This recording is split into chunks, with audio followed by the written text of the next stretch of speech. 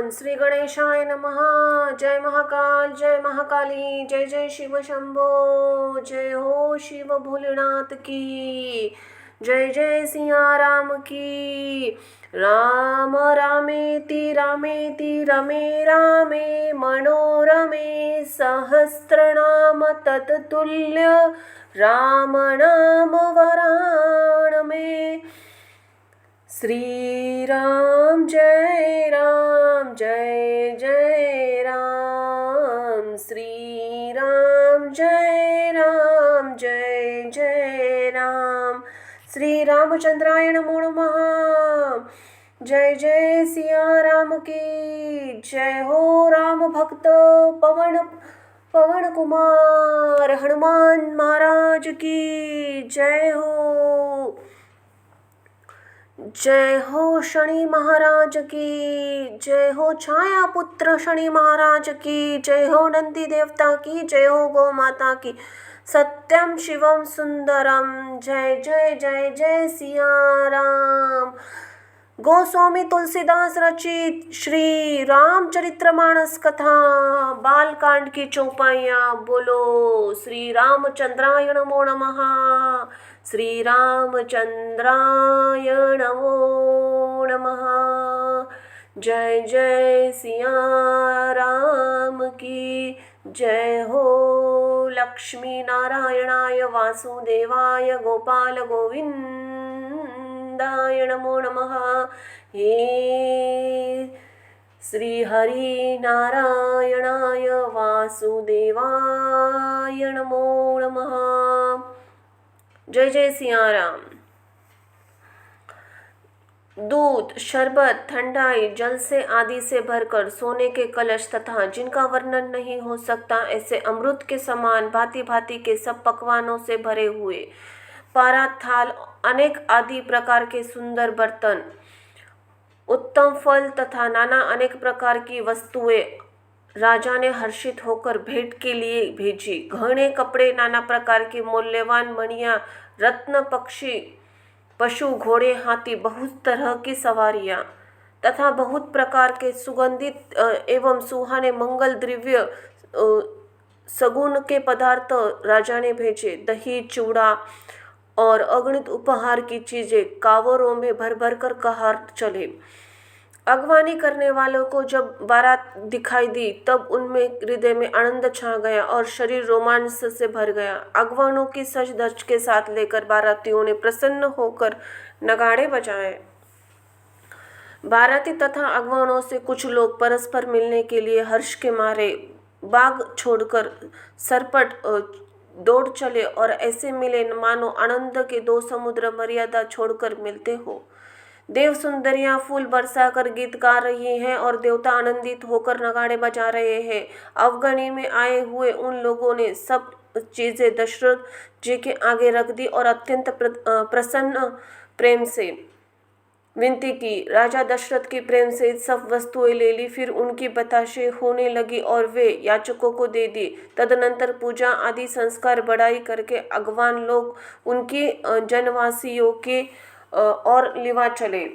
विलक्षण वस्त्रों के पावड़े पड़ रहे हैं जिन्हें देखकर कुबेर भी अपने धन का अभिमान छोड़ देते हैं। जिनका सुंदर जनवासा दिया है, जहाँ सबका प्रकार का शुभ आता था। सीता जी की बारात जनकपुर में आई जानकर अपनी कुछ महिमा प्रकट करके दिखलाई। हृदय में स्मरण कर कर सब सिद्धियों को बुलाया और उन्हें राजा दशरथ जी की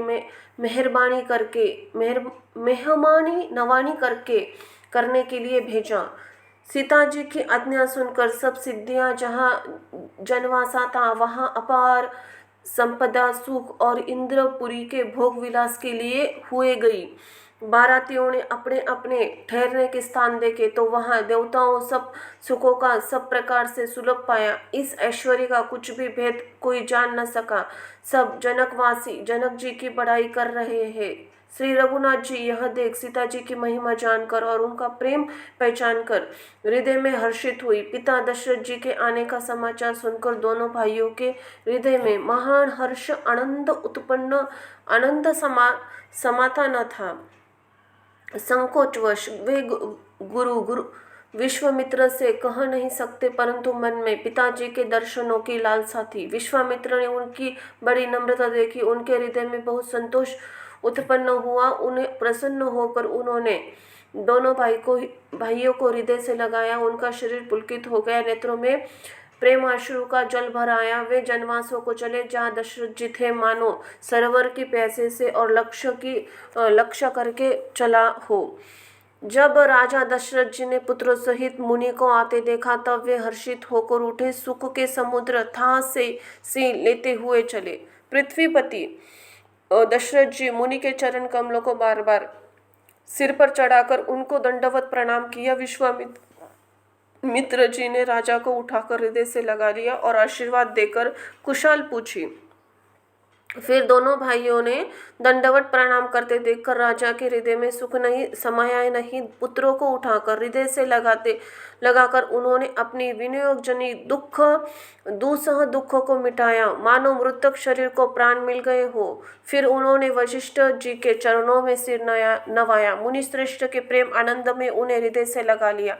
दोनों भाइयों ने सब ब्राह्मण की वंदना की और मन भाए आशीर्वाद पाए। भरत जी ने छोटे भाई शत्रुघ्न सहित श्री रामचंद्र जी को प्रणाम किया। श्री रामचंद्र जी ने उन्हें उठाकर हृदय से लगा लिया। लक्ष्मण जी दोनों भाइयों को देखकर हर्षित हुए और प्रेम से परिपूर्ण हुए शरीर से उनसे मिले। तदनंतर परम कृपालु और विनय श्री रामचंद्र जी अयोध्यावासी कुटुंबियों सहित जाति के लोगों, याचकों, मंत्रियों, मित्रों सभी से यथायोग्य मिले। श्री रामचंद्र जी को देखकर बारात शिथिल हुई। राम के विनियोग में सबके हृदय में जो आग जल रही थी वह शांत हो गई। प्रीति का बखान नहीं हो सकता। राजा के पास चारों पुत्र ऐसी शोभा पा रहे मानो अर्थ, धर्म, काम, मोक्ष शरीर धारण किए हो। पुत्रों सहित दशरथ जी को देखकर नगर के स्त्री पुरुष बहुत प्रसन्न हो रहे हैं। आकाश में देवता फूलों की वर्षा करके नगाड़े बजा रहे हैं और अप्सराएं गाकर नाच रही है। अगवानी में आए हुए सच्चिदानंद जी, अन्य ब्राह्मण, मंत्रीगण, मागध, सूत, विद्वान और भाटों ने बारात सहित राजा दशरथ जी का आदर सत्कार किया। फिर आज्ञा लेकर वे वापस लौटे। बारात लग्न के दिन से पहले ही आ गई है, ऐसे जनकपुर में अधिक आनंद छा रहा है। सब लोग ब्रह्मानंद प्राप्त कर रहे हैं। विधाता से मानकर कहते हैं कि दिन और रात बढ़ जाए, बड़े हो जाए। श्री रामचंद्र जी और सीता जी की सुंदरता की सीमा है और दोनों राजा पुण्य की सीमा है। जहाँ तहाँ जनकपुरवासी स्त्री और पुरुषों के समूह इकट्ठे होकर यही रह रहे हैं।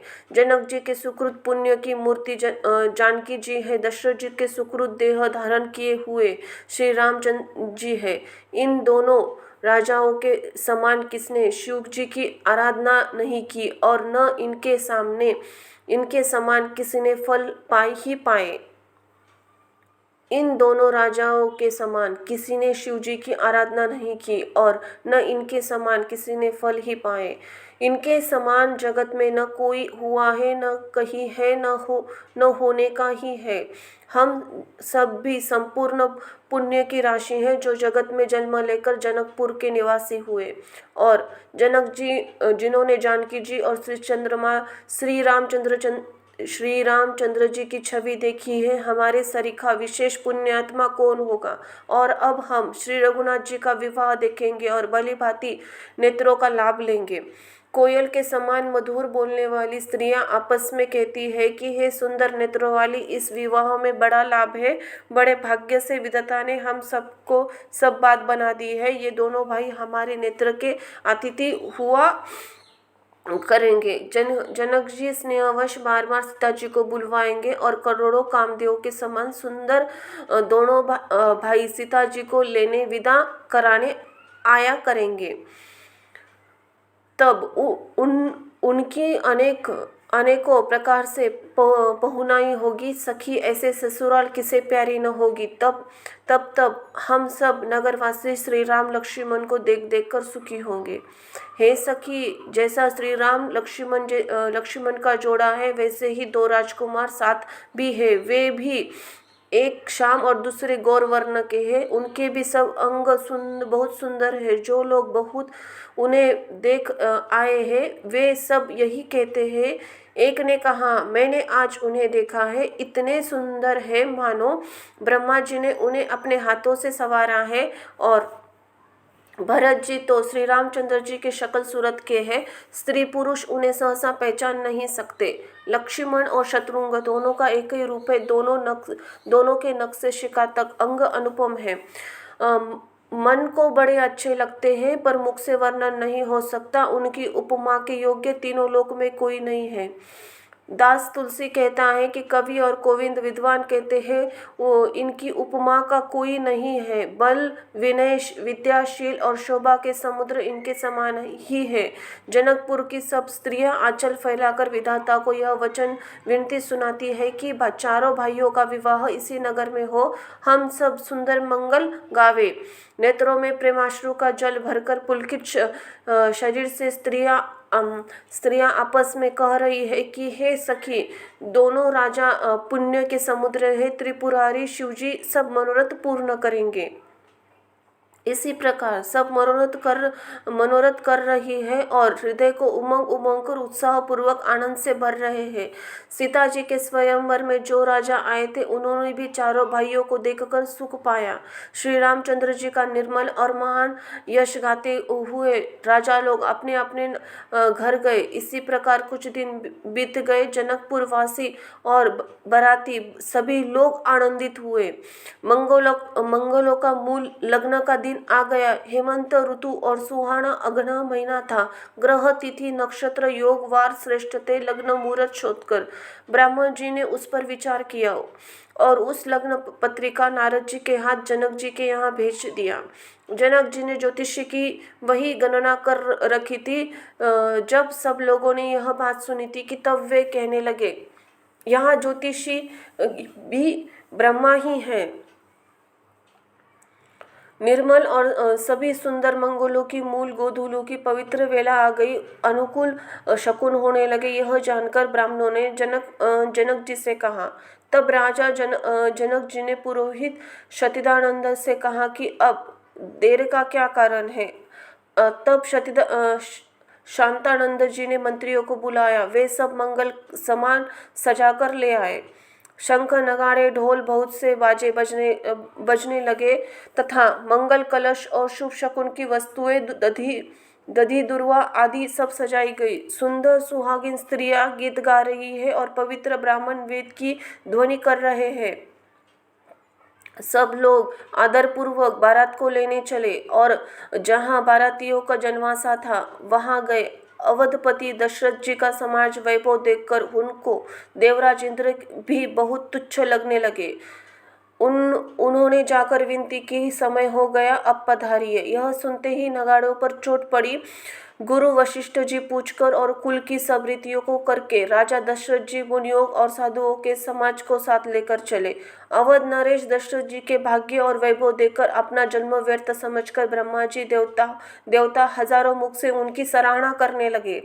देवगण सुंदर मंडप का अवसर जानकर नगाड़े बाजा बजाकर फूल बरसाते हैं। शिवजी, ब्रह्मा जी और आदि देव वृंद युद्ध टोलियां बनाकर विमानों में जा चढ़े और प्रेम से पुलकित शरीर तथा हृदय में उत्साह भरकर श्री रामचंद्र जी का विवाह देखने चले। जनकपुर को देखकर देवता इतने अनुरक्त हो गए कि सबको अपने अपने लोग तुच्छ लगने लगे।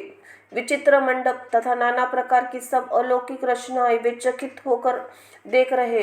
नगर के स्त्री पुरुष रूप के भंडार सुघड़, श्रेष्ठ, धर्मात्मा, सुशील और सुजान हैं।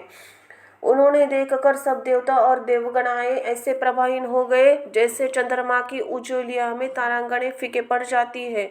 ब्रह्मा जी को विशेष आश्चर्य हुआ क्योंकि वहां उन्होंने अपनी कोई करनी रचना तो कहीं देखी ही नहीं। ब्रह्मा जी को विशेष आश्चर्य हुआ क्योंकि वहां उन्होंने अपनी कोई करनी रचना तो कहीं देखी ही नहीं। तब शिवजी ने सारे देवताओं को समझाया कि तुम लोग आश्चर्य मत करो, हृदय में धीरज धरकर विचार करो कि यह भगवान की महिमामयी निज शक्ति श्री सीता जी का और अखिल ब्रह्मांड के परम ईश्वर साक्षात भगवान श्री रामचंद्र जी का विवाह है, जिनका नाम लेते ही जगत के सारे अमंगल जड़ नष्ट हो जाती है और चारों पदार्थ अर्थ धर्म काम मोक्ष मुट्ठी में आ जाते हैं। ये वही जगत के माता पिता श्री सीता और राम जी है। काम के शत्रु शिवजी ने ऐसा कहा। इसी प्रकार शिवजी ने देवताओं को समझाया और फिर अपने श्रेष्ठ बैल नंदी को आगे बढ़ाया। देवताओं ने देखा दशरथ जी के मन में बड़े ही प्रसन्न शरीर से पुलकित हुए चले जा रहे हैं। उनके साथ परम हर्षयुक्त साधुओं और ब्राह्मणों की मंडली ऐसी शोभा रही है मानो समस्त सुख धारण करके उनके सेवा कर रहे हो। चारों सुंदर पुत्र साथ में ऐसे सुशोभित है मानो संपूर्ण मोक्ष सौलभ्य सामीप्य सारूप्य सायुज्य शरीर धारण किए हो। मरकतमणि और सुवर्ण के रंग की सुंदर जोड़ियों देखकर देवताओं की कम प्रीति नहीं हुई, अर्थात बहुत ही प्रीति हुई। फिर श्री रामचंद्र जी को देखकर वे हृदय में अत्यंत हर्षित हुए और राजाओं की सराहना करके उन्होंने फूल बरसाए।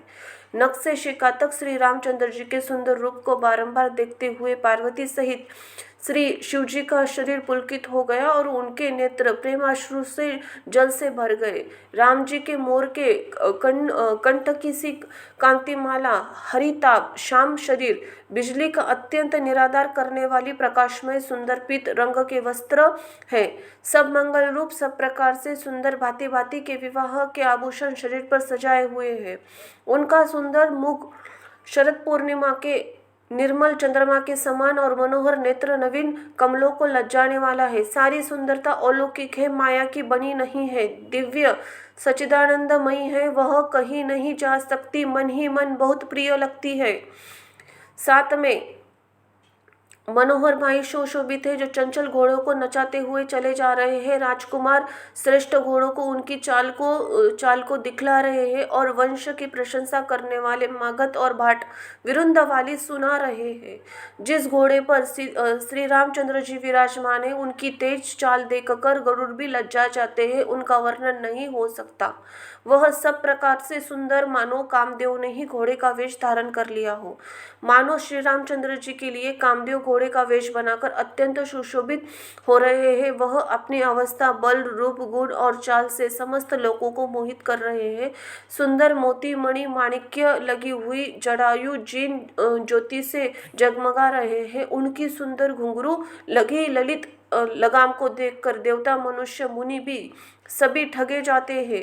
प्रभु की इच्छा में अपने मन को लीन किए चलता हुआ वह घोड़ा बड़ी शोभा पा रहा है, मानो तारांगण तथा बिजली से अलंकृत मेघ सुंदर तारों मोर को नचा रहा है। जिस श्रेष्ठ घोड़े पर श्री रामचंद्र जी सवार है उनका वर्णन तो सरस्वती जी भी नहीं कर पाई। शंकर जी श्री रामचंद्र जी के रूप में ऐसे अनुरक्त हुए, उन्हें अपने 15 नेत्र इस समय बहुत ही प्यारे लगने लगे। भगवान विष्णु ने जब प्रेम सहित श्री रामचंद्र जी को देखा तब वे रमणीय मूर्ति श्री लक्ष्मी जी के पति श्री लक्ष्मी सहित मोहित हो गए। श्री रामचंद्र जी की शोभा देखकर ब्रह्मा जी बड़े प्रसन्न हुए पर अपने 8 नेत्र जानकर पछताने लगे। देवताओं के सेनापति स्वामी कार्तिकेय ने हृदय में बड़ा उत्सव है, क्योंकि वे ब्रह्मा जी के ढोड़े अर्थात 12 नेत्रों से राम दर्शन का सुंदर लाभ उठा रहे हैं। सुजान नेत्र अपने 1000 नेत्रों से श्री रामचंद्र जी को देख रहे हैं और गौतमी जी के शाप के लिए परम हितकर मान रहे हैं। सभी देवता इंद्र से ईर्ष्या कर रहे हैं और कह रहे हैं आज इंद्र के समान भाग्यवान दूसरा कोई नहीं है। श्री रामचंद्र जी को देखकर देवगण प्रसन्न है। दोनों राजाओं के समाज में विशेष हर्ष छा रहा है।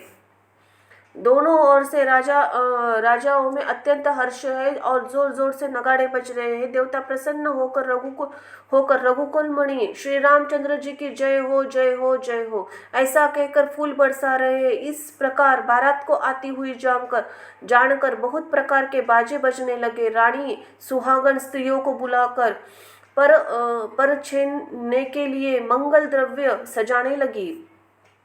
अनेक प्रकार से आरती सजाकर और समस्त मंगल द्रव्यों के यथा योग्य सजाकर गजगामिनी हाथी सी चाल वाली उत्तम स्त्रियां आनंद पूर्वक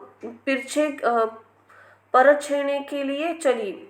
सभी स्त्रियां चंद्रमुखी चंद्रमा के समान मुख वाली और मृगलोचनी हरनी सी आंखों वाली, सभी अपने शरीर की शोभा रति के गर्व को छुड़ाने वाली, रंग रंग की सुंदर साड़ियां पहने शरीर पर आभूषण सजे हुए हैं। समस्त अंगों की सुंदर मंगल और पापों से सजाए हुए कोयल की भी लजाते हुए मधुर स्वर से गान कर रही है।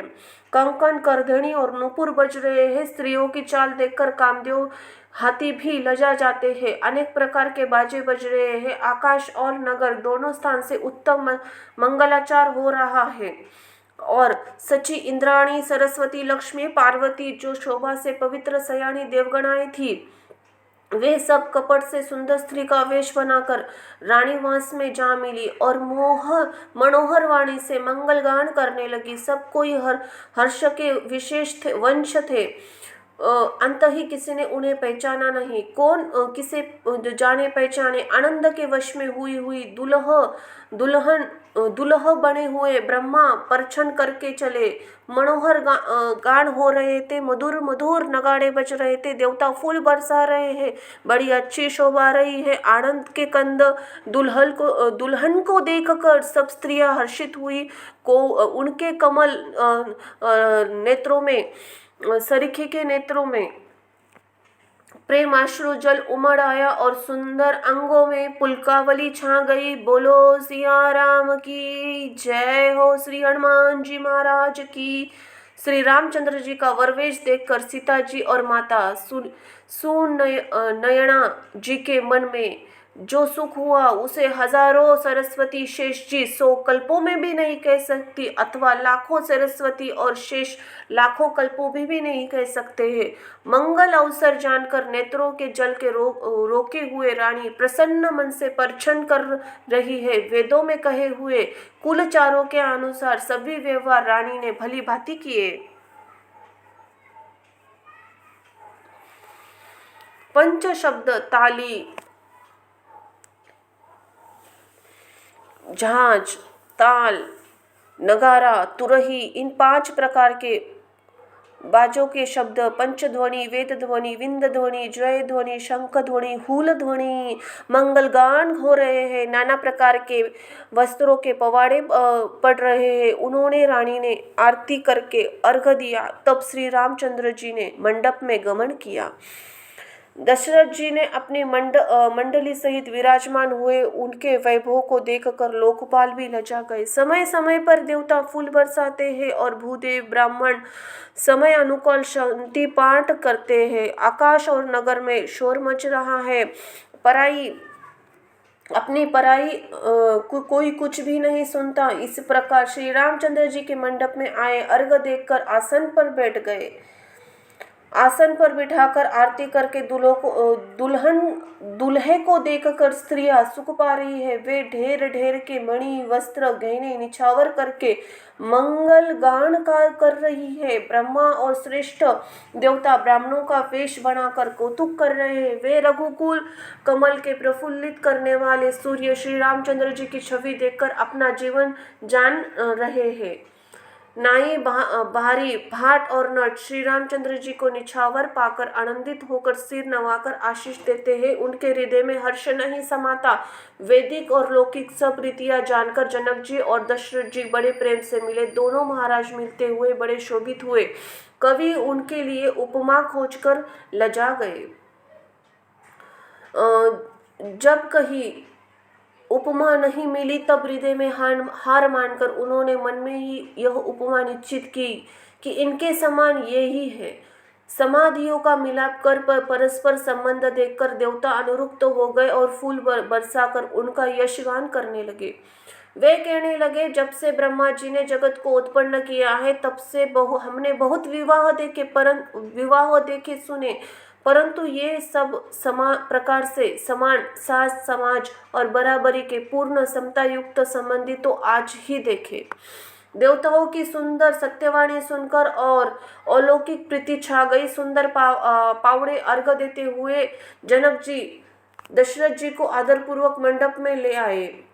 मंडप को देखकर उसकी विचित्र रचना और सुंदरता के मुनियों से मन भर गए, मोहित हो गए। सुजान जनक जी ने अपने हाथों से ला लाकर सबके लिए सिंहासन रखे।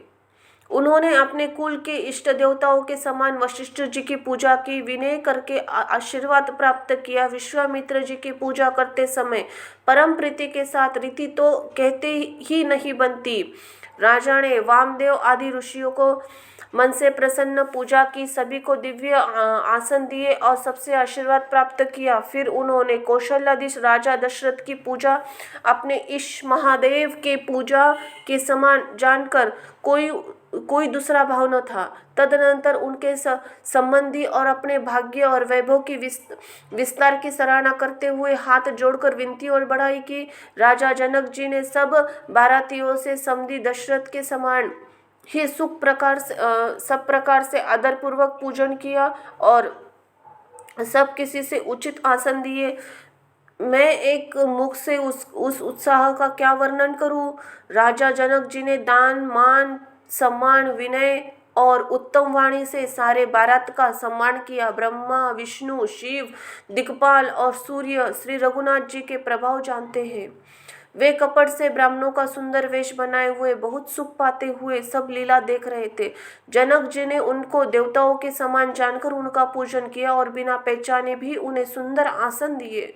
कौन किसको जाने पहचाने, सबको अपनी सुध भूल गई है। आनंद कंद दूल्हे को देखकर दोनों आनंदमयी स्थिति हो रही है। सुजान सर्वज्ञ श्री रामचंद्र जी ने देवताओं को पहचान लिया, उनकी मानसिक पूजा करके मानसिक आसन दिए। देवताओं का शील स्वभाव देखकर देवगण मन में बहुत आनंदी हुए। श्री रामचंद्र जी मुख रूपी चंद्रमा की छवि के सबके सुंदर नेत्र रूपी चकोर आनंद पूर्वक पान कर रहे हैं। प्रेम और आनंद कम नहीं है, अर्थात बहुत है। समय देखकर वशिष्ठ जी ने शतानंद जी को आदरपूर्वक बुलवा लिया। वे सुनकर आदर के साथ आए। वशिष्ठ जी ने कहा, अब आकर राजकुमारी को शीघ्र ले आइए। मुनि की आज्ञा पाकर वे प्रसन्न होकर चले।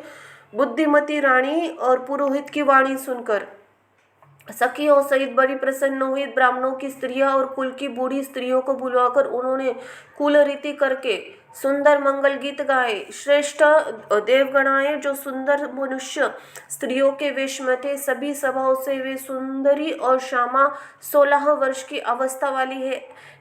उनको देखकर रानियों ने स्त्रियां सुख पाती है और बिना पहचाने ही वे सभी को प्राणों से भी प्यारी हो रही है। उन्हें पार्वती लक्ष्मी और सरस्वती समान जानकर रानी बार बार उनका सम्मान करती है। रानीवासियों की स्त्रियां सखियां सीता जी का श्रृंगार करके मंडली बनाकर प्रसन्न होकर उस मंडप में लिवा चली। सुंदर मंगल का साज सजाकर रानीवासी की स्त्रियां और सखियां आदर सहित सीता जी को लिवा चली। सभी सुंदरियां 16 श्रृंगार किए हुए मतवाले हाथियों के चाल से चलने वाले हैं। उनके मनोहर गानों को सुनकर मुनि ध्यान छोड़ देते हैं। कामदेव के कोयले भी लजा जाती है।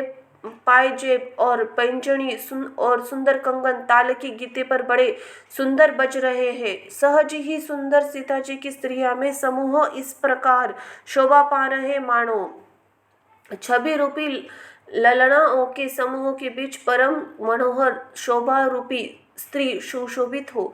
सीता जी की सुंदरता का वर्णन नहीं हो सकता, क्योंकि बुद्धि बहुत छोटी है और मनोहरता बहुत बड़ी। रूप की राशि और सब प्रकार से पवित्र सीता जी को बारात में आते देखा। उन्होंने मन ही मन प्रणाम किया। श्री रामचंद्र जी को देखकर तो सभी पूर्ण काम कृतकृत्य हो गए। राजा दशरथ जी पुत्रों सहित हर्षित हो गए। उनके हृदय में जितना आनंद था वह कहा नहीं जा सकता। देवता प्रणाम करके फूल बरसा रहे हैं। मंगल के मूल मुनियों आनंद आशीर्वादों की ध्वनि हो रही है। गानों और नगाड़ों शब्दों से शोर मच रहा है। सभी नर नारी प्रेम आनंद से मग्न है। इस प्रकार सीता जी की मंडप आई। मुनिराज बहुत ही आनंदित होकर शांति पाठ पढ़ रहे हैं। उसी अवसर की सब रीति व्यवहार कुलाचार दोनों कुलगुरु ने किए। कुलाचार करके गुरु प्रसन्न होकर गौरी जी, गणेश जी और ब्रह्मा जी की पूजा कर रहे हैं, अथवा ब्राह्मणों को द्वारा गौरी और गणेश जी की पूजा करवा रहे हैं। देवता प्रकट होकर पूजा ग्रहण करते हैं, आशीर्वाद देते हैं, अत्यंत सुख पा रहे हैं। मधुपर्क आदि किसी भी मांगलिक पदार्थी मुनि जिस समय मन में चाह मात्र करते हैं, सेवगन उसी समय सोने की परात में कलश में भरकर उन पदार्थों के लिए तैयार रहते हैं। स्वयं सूर्यदेव प्रेम सहित अपने कुल की सब रीतियां बता देते हैं। वे आदर पूर्वक की जा रही है। इस प्रकार देवताओं की पूजा करके मुनियों सीता जी को सुंदर सिंहासन दिया। सीता जी और श्री रामचंद्र जी आपस में एक दूसरे को देखना तथा उनका परस्पर प्रेम किसी को लख नहीं पड़ रहा है। जो बात श्रेष्ठ मन, बुद्धि और वाणी से भी परे है, उसे कवि क्यों प्रकट करे। हवन के समय अग्निदेव शरीर धारण करके बड़े ही सुख से आहुति ग्रहण करते हैं और सारे वेद ब्राह्मण वेश पहनाकर वेश धरकर विवाह की विधियां बताए देते हैं। जनक जी जगत विख्यात पटरानी और सीता जी की माता का बखान कर तो सीता जी की माता का बखान तो हो ही कैसे सकता है। सुकृत पुण्य सुख सुंदरता को बटोरकर विधाता ने उन्हें संवार कर तैयार किया है। सब जानकर श्रेष्ठ मुनियों ने उन्हें बुलवाया। यह सुनते ही सुहागन स्त्रियां उन्हें आदर पूर्वक ले आई। सुनयना जी जनक जी की पटरानी जानकी जी बाई ऐसी सोह रही है मानो हिमाचल के साथ मैना जी सुशोभित हो। पवित्र सुगंध मंगल जल से भरे सोने के कलश और मणियों की सुंदर परातें राजा और रानी ने आनंदित होकर अपने हाथों से लाकर श्री रामचंद्र जी के आगे रखी। सुंदर मंगल वाद्य से वेद पढ़े जा रहे हैं। अवसर जानकर आकाश में फूलों की झड़ी लग गई है। दुल्हे को देखकर राजा रानी प्रेममग्न हो गए और पवित्र चरणों के परा खाने लगे। वे श्री रामचंद्र जी के चरणों में प्रखारने लगे। प्रेम से उनके शरीर पुलकावली छा रही है। आकाश नगर में होने वाली गान नगाड़े जय जयकार की ध्वनि मानो चारों दिशाओं में उमड़ने चली। जो चरण कमल कामदेव के शत्रु श्री शिव जी के हृदय रूपी सरोवर में सदा ही विराजते हैं, जिनका एक बार भी स्मरण करने से मन में निर्मलता आ जाती है और कलयुग के सारे पाप धुल जाते हैं और सारे पाप भाग जाते हैं। जिनका स्पर्श पाकर गौतम मुनि की स्त्री अहिल्या जो पापमयी थी परम गति पाई। जिन चरण कमलों में मकरंद गंगा जी शिव के मस्तक पर विराजमान है, जिसको देवता पवित्र की सीमा बताते हैं। मुनि और योगीजन अपने मन को भोरा बनाकर जिस चरण कमलों की सेवन मनोवांछित गति प्राप्त करते हैं, उन्हीं चरणों को भाग्य के पात्र बड़भागी जनक जी धो रहे हैं। यह सब देखकर सब जय जयकार कर रहे हैं। दोनों कुलों की गुरु और वर कन्याओं को हथेली मिलाकर शखोच्चार करने लगे। पानी ग्रहण हुआ देखकर ब्रह्मादि देवता मनुष्य मुनि आनंद में भर गए। सुख के मूल दुल्हा को देखकर राजा रानी शरीर पुलकित हो गया, हृदय आनंद से उमंग गया। राजाओं के अलंकार स्वरूप महाराज जनक जी ने लोक और वेद की रीति को करके कन्यादान किया। जैसे हिमावन ने शिव जी को पार्वती और सागर ने भगवान विष्णु को लक्ष्मी दी थी, वैसे ही जनक जी ने श्री रामचंद्र जी को सीता जी समर्पित की, जिससे विश्व में सुंदर नवीन कीर्ति छा गई। विदेह जनक जी कैसी विनती करे, उस सावली मूर्ति ने तो उन्हें सचमुच विदेह देह की सुध बुध रहित कर दिया। विधि पूर्वक हवन करके गठजोड़ी की गई, भौरे होने लगे। जय ध्वनि, वंद ध्वनि, वेद ध्वनि, मंगल गान, नगाड़ों की ध्वनि सुनकर चतुर्गण हर्षित हो रहे हैं और कल्पवृक्ष के फूलों को बरसा रहे हैं। वर और कन्या को सुंदर भौरे दे रहे हैं। सब लोग आदर पूर्वक उन्हें देखकर नेत्रों का परम लाभ ले रहे हैं। मनोहर जोड़ी का तो वर्णन नहीं हो सकता, जो कुछ उपमा कहूँ वह थोड़ी होगी। श्री रामचंद्र जी सीता जी की सुंदर परछाई मणियों की खंभों में जगमगा रही है। मानो कामदेव बहुत से रूप धारण करके श्री रामचंद्र जी अनुपम विवाह देख रहे हैं। उन्हें कामदेव और रति को दर्शन की लालसा और संकोच दोनों ही कम नहीं है, अर्थात बहुत है। इसीलिए मानो बार बार प्रकट होते हैं, छिपते होते हैं। सब देख वाले आनंद मग्न हो गए। जनक जी की भांति सभी अपनी सुध बुध भूल गए। मुनियों ने आनंद पूर्वक भौरे फिराई। नेक सहित सब रीतियों को पूरा किया। श्री रामचंद्र जी सीता जी के सिर में सिंदूर दे रहे हैं।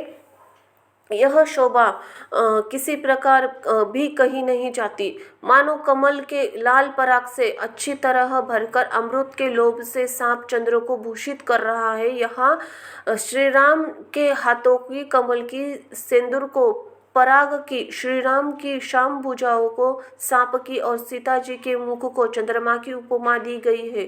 फिर वशिष्ठ जी की आज्ञा दी, तब दुल्हा और दुल्हन एक आसन पर बैठे। श्री रामचंद्र जी और जनक जी श्रेष्ठ आसन पर बैठे। उन्हें देखकर दशरथ जी के मन में बहुत आनंदित हुए। उन्होंने सुकृत रूपी कल्पवृक्ष में नए फल आए देखकर उनका शरीर बार बार पुलकित हो रहा है। 14 भुवनों में उत्साह भर गया। सबने कहा श्री रामचंद्र जी का विवाह हो गया है। जीव एक है और मंगल महान है। फिर भला यह वर्णन किस प्रकार समाप्त किया जाए। तब वशिष्ठ जी की आज्ञा पाकर जनक जी का विवाह का सामान सजाकर मांडवी जी और श्रुतकीर्ति जी और उर्मिला जी, इन तीनों राजकुमारियों को बुलवा लिया।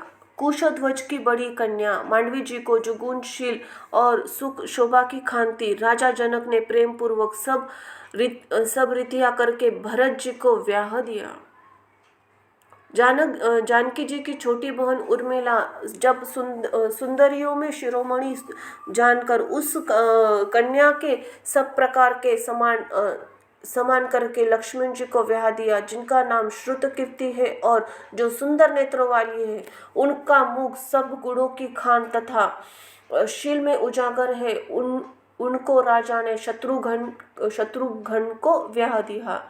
दुल्हा और दुल्हनी ने परस्पर अपने अपने अनुरूप जोड़ी को देखकर संकुचित हुए हृदय में हर्षित हो रहे हैं। सब लोग प्रसन्न होकर उनकी सुंदरता का सराहना कर रहे हैं। देवगण फूल बरसा रहे हैं। सब सुंदरी दुल्हनी ने सुंदर दुल्हों के साथ एक ही मंडप में ऐसी शोभा पा रही है, मानो जीव के हृदय में चारों अवस्थाएं जागृत, स्वप्न, सुस्पष्टि और तुरीय अपने चारों स्वामी विश्व, तेजस, प्राज्ञ, ब्रह्म सहित विराजमान हो। सब पुत्रों को बहु सहित देखकर अवध नरेश दशरथ जी ऐसे आनंदित हुए, मानो वे राजाओं के शिरोमणि, क्रियाओं के यज्ञ क्रिया, श्रद्धा क्रिया, योग क्रिया, ज्ञान क्रिया सहित चारों फल, अर्थ, धाम, काम और मोक्ष पा गए हो। श्री रामचंद्र जी के विवाह की जैसी विधि वर्णन की गई है, उसी रीति से सब राजकुमार ब्याहे गए। दहेज की अधिकता कुछ कही नहीं जा सकती। सारा मंडप सोने और मणियों से भर गया। बहुत से कंबल, वस्त्र, भांति भांति के विचित्र रेशमी कपड़े और थोड़ी कीमत के न थे अर्थात बहुमूल्य थे, तथा हाथी, रथ, घोड़े, 10 दास दासियां और गहने सजी हुई कामधेनु, सरीखे गाय आदि के अनेक वस्तुएं हैं जिनकी गिनती कैसे की जाए, उनका वर्णन नहीं हो सकता। जिन्होंने देखा है वही जानते हैं, उन्हें देखकर लोकपाल भी सिहा गए। अवध राजा दशरथ जी ने सुख मानकर प्रसन्न चित्त से सब कुछ ग्रहण किया। उन्होंने वह दहेज का सामान याचकों जो जैसे अच्छा लगा दे दिया। जो बच रहा वह जनवासे में चला गया। तब जनक जी ने हाथ जोड़कर सारी बारात का सम्मान करते हुए कोमल वाणी से बोला, आदर, दान, विनय, बड़ाई का द्वारा सारी बारात का सामान सजाकर राजा जनक ने महान आनंद के साथ प्रेम पूर्वक लाड़ करके मुनियों के समूह की पूजा एवं वंदना की। सिर नवार कर, देवताओं मानकर, हाथ जोड़कर सबसे कहने लगे, देवता और साधु तो भाव चाहते हैं, पर वे प्रेम से प्रसन्न हो जाते हैं। उन पूर्ण काम महानुभावों को कोई कुछ देखकर कैसे संतुष्ट कर सकता है? क्या एक अंजलि जल देने से कहीं समुद्र संतुष्टित हो जाता है? फिर जनक जी भाई सहित हाथ जोड़कर कौशल्याधीश दशरथ जी से स्नेहशील सुंदर प्रेम से सनाकर मनोहर वचन बोले, हे राजन, आपके साथ संबंध हो जाने से हम सब प्रकार से बड़े हो गए। इस राजपाट सहित हम दोनों को आप बिना दामाद के लिए हुए सेवक ही समझिएगा।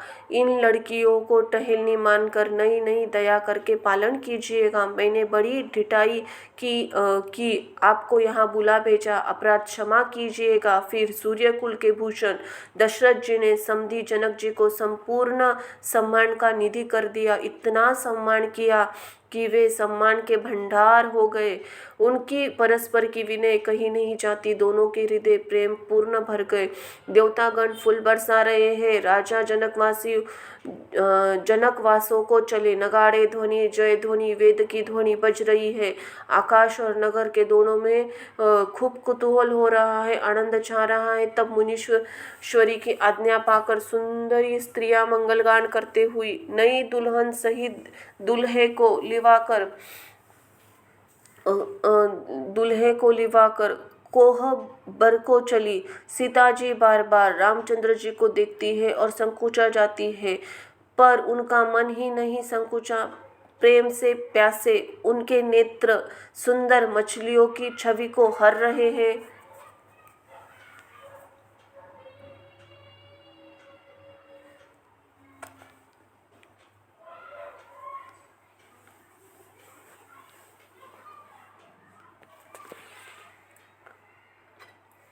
बोलो सिया राम की जय हो। श्री राम भक्त हनुमान जी महाराज की।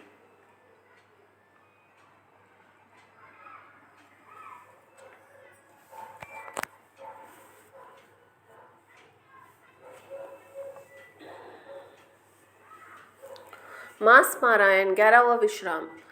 जय जय सिया राम की जय हो। राम भक्त हनुमान जी महाराज की जय हो। छाया पुत्र शनि महाराज की जय हो। नंदी देवता की जय हो। गौ माता की।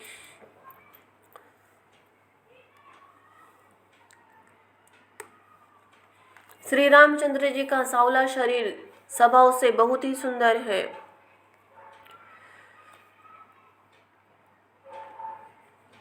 उनकी शोभा करोड़ों कामदेव को लज्जाने वाली है। महावर से युक्त चरण कमलों के बड़े सुहाने लगते हैं, जिन पर मुनियों के मन रूपी भौरे सदा छाए रहते हैं। पवित्र और मनोहर पीली धोती प्राप्त काल के सूर्य बिजली की ज्योति को हर लेती है। कमर में सुंदर किंकणी और कटिसूत्र है। विशाल भुजाओं में सुंदर आभूषण सुशोभित है। पीला जनेऊ महान शोभा दे रहा है। हाथों की अंगूठी चित्त को चुरा लेती है। ब्याह के सब साज सजे हुए पा रहे हैं, सैकड़ों हाथी शोभा पा रहे हैं। चौड़ी छाती पर हृदय पर पहनने के सुंदर आभूषण सुशोभित है। पीला दुपट्टा खागा खोती जनेऊ तरह सुशोभित है, जिनके दोनों छोरों पर मणि और मोती लगे हुए हैं। कमल के समान सुंदर नेत्र है, कानों में सुंदर कुंडल है और मुख तो सारी सुंदरता का खजाना ही है। सुंदर भौवे और नासिका है, ललाट पर तिलक तो सुंदरता का घर है, जिसमें मंगलमय मोती और मणि गुंथे हुए हैं। ऐसा मनोहर मोर माथे पर सोह रहा है।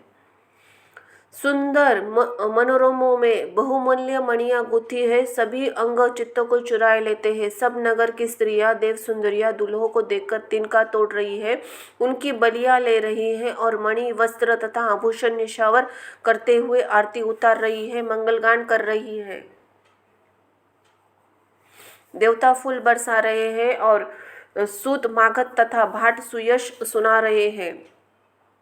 सुहासनी स्त्रियां सुख पाकर कुंवर और कुमारियों को कोहबर कुल देवताओं के स्थान में लाई और अत्यंत प्रेम से मंगल गीत गाकर लौकिक रीति करने लगी। पार्वती जी श्री रामचंद्र जी को लहक और वर वधु का परस्पर ग्रास देना सिखाती है और सरस्वती जी सीता जी को सिखाती है। रानीवास हास विलास के आनंद में मग्न है। श्री रामचंद्र जी और सीता जी को देख देख कर सभी जन्म का परम फल प्राप्त कर रही है।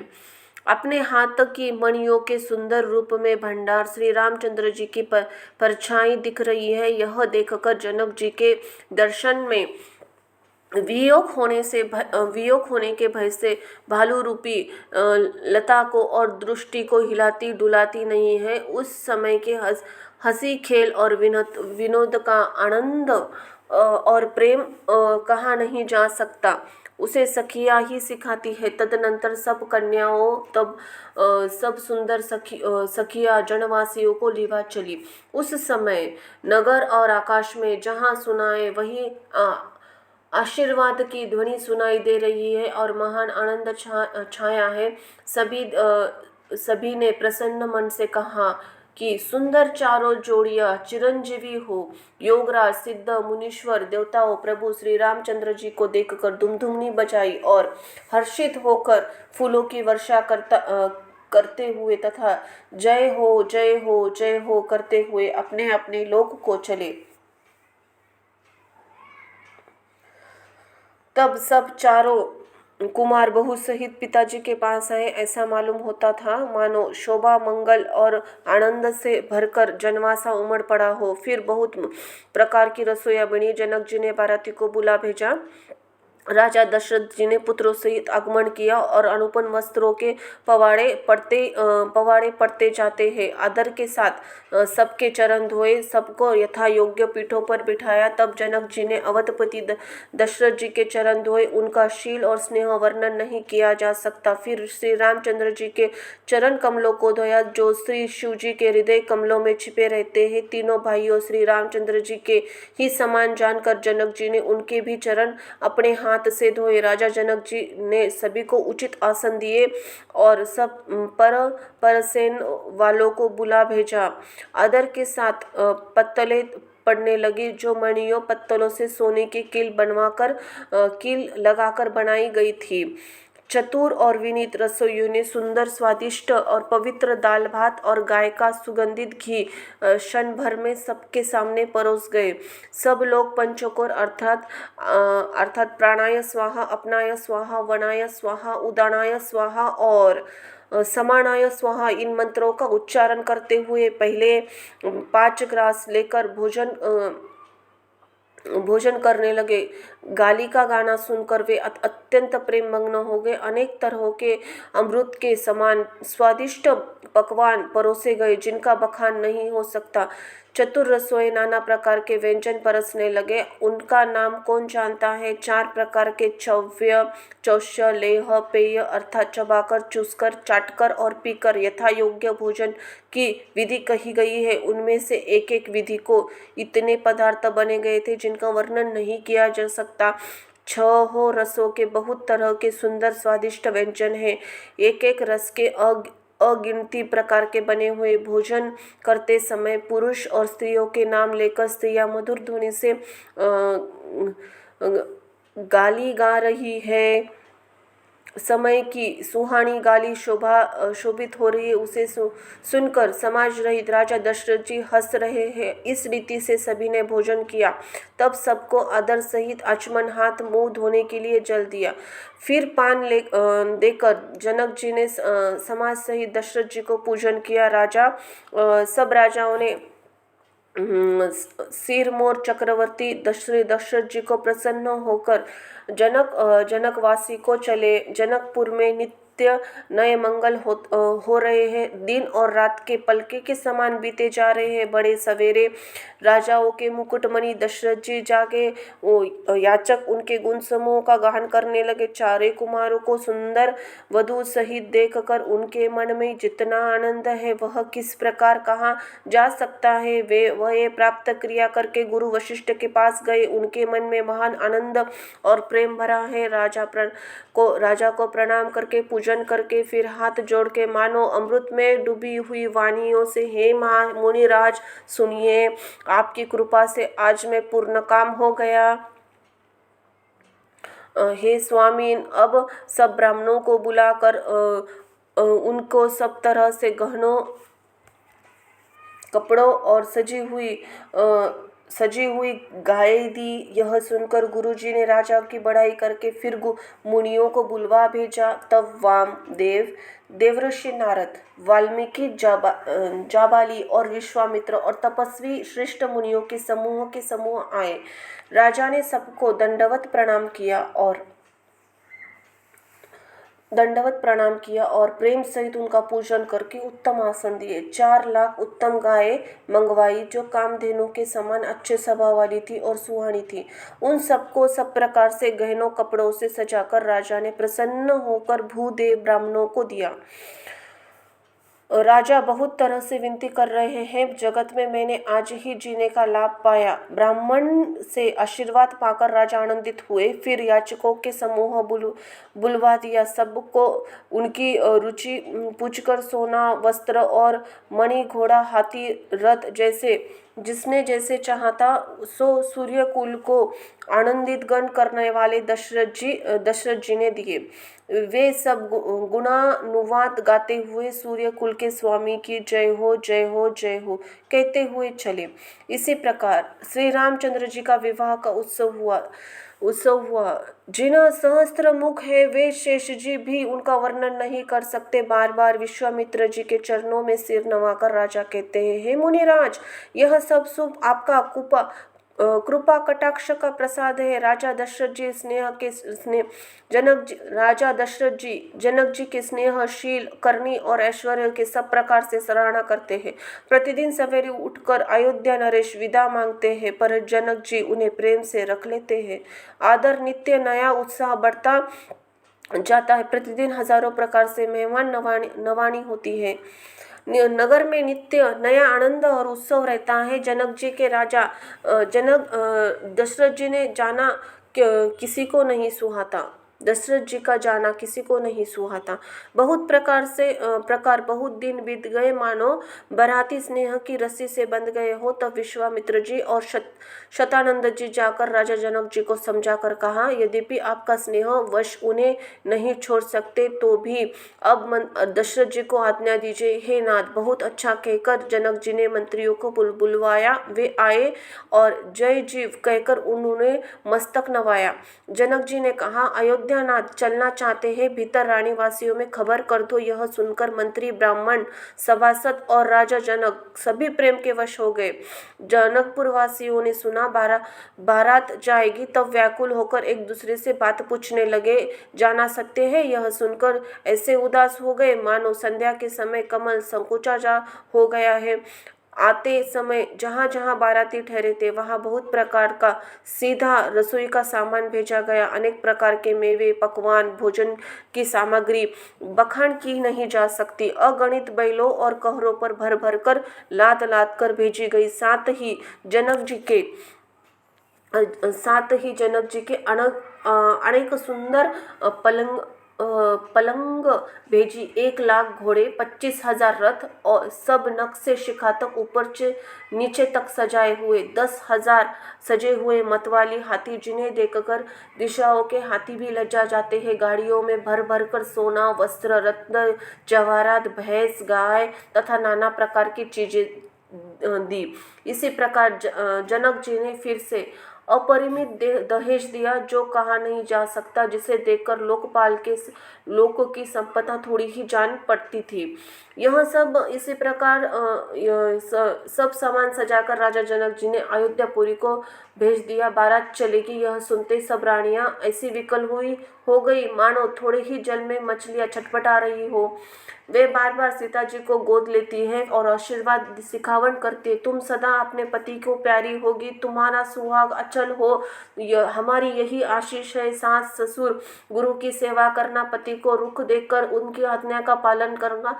सयानी सखियां अत्यंत स्नेहवश कोमल होकर वाणी से स्त्रियों का धर्म सिखलाती है। आदर के साथ सब पुत्रियों को स्त्रियों को धर्म समझा कर रानी के बार बार उन्हें हृदय से लगाकर माता के फिर भेटाती और कहती है कि ब्रह्मा ने स्त्री जाति को क्यों रचा। उसी समय सूर्यवंश के पताका स्वरूप श्री रामचंद्र जी भाइयों सहित प्रसन्न होकर विदा करने के लिए जनक जी के महल को चले।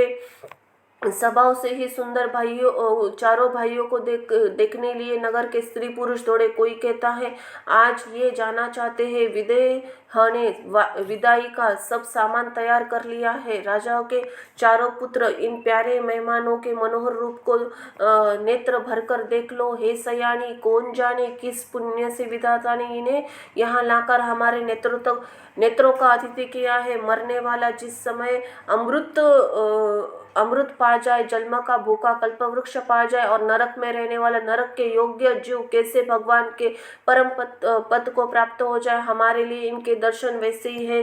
श्री रामचंद्र जी की शोभा को देखकर हृदय में धर लो या अपने मन को साफ और इनकी मूर्ति मणि बना लो। इसी प्रकार सबको नेत्रों का फल देते हुए सब राजकुमार राजमहल में चले गए।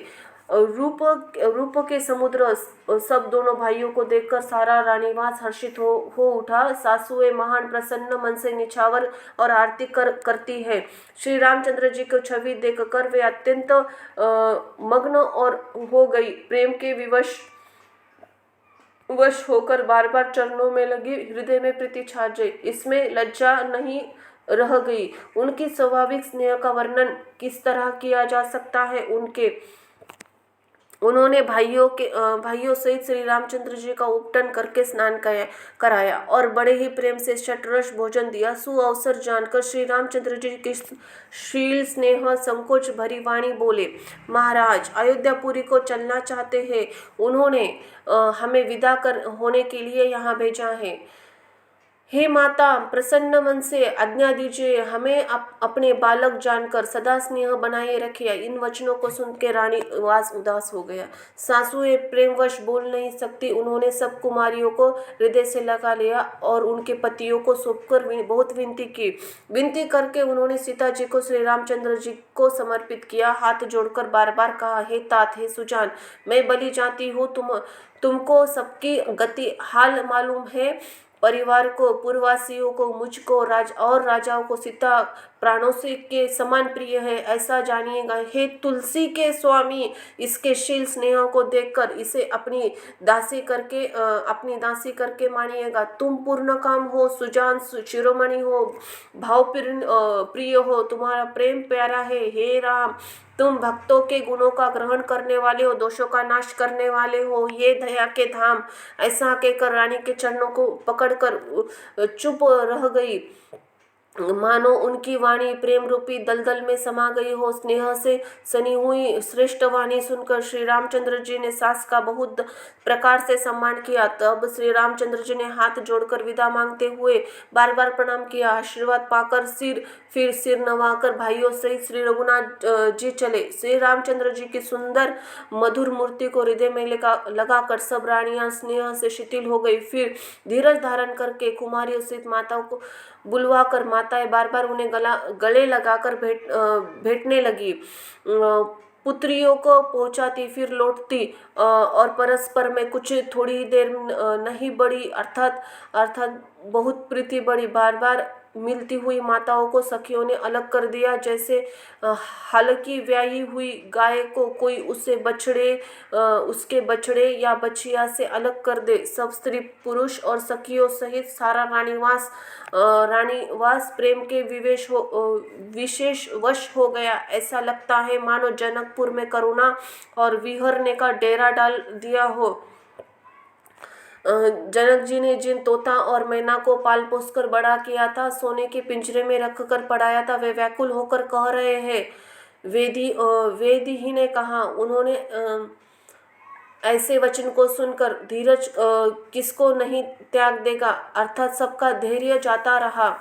जब पशु तक इसी तरह विकल हो गए, तब सब मनुष्य की दशा कैसे कही जा सकती है। तब भाई सहित जनक जी वहां आए, प्रेम से उमड़कर उनके नेत्रों में प्रेमाश्रु का जल भराया।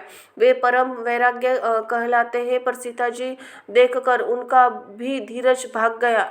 राजा ने जानकी जी को हृदय से लगा लिया। प्रेम के भाव से ज्ञान की महान मर्यादा मिट गई, ज्ञान का बंध टूट गया। सब बुद्धिमान मंत्री उन्हें समझाते हैं। तब राजा ने विशारद करके समय न जानकर विचार किया, बार बार पुत्रियों को हृदय से लगाकर सुंदर सजी हुई पालकियां मंगवाई। सारा परिवार प्रेम के विवश है। राजा ने सुंदर मुहूर्त जानकर सिद्धि सहित गणेश जी का स्मरण करके कन्याओं का पालकियों पर चढ़ाया। राजा ने पुत्रियों का बहुत प्रकार से समझाया, उन्हें स्त्रियों का धर्म कुल की रीति सिखाई। बहुत से दासी दास दिए जो सीता जी के प्रिय और विश्वास पात्र के सेवक थे। सीता जी के चलते समय जनकपुर वासी व्याकुल हो गए। मंगल की राशि शुभ शकुन होने लगे। ब्राह्मण मंत्रियों के समाज सहित राजा जनक जी उन्हें पहुंचाने के लिए साथ चले। समय देखकर बाजे बजने लगे, बारातियों ने रथ हाथी घोड़े सजवाए। दशरथ जी ने सब ब्राह्मणों को बुलवा दिया, उन्हें दान और सम्मान से परिपूर्ण कर दिया। उनके चरण कमलों की धूलि सिर पर धरकर और आशीष पाकर राजा आनंदित हुए और गणेश जी का स्मरण करके उन्हें प्रस्थान किया। मंगलों के मूल अनेक शकुन हुए।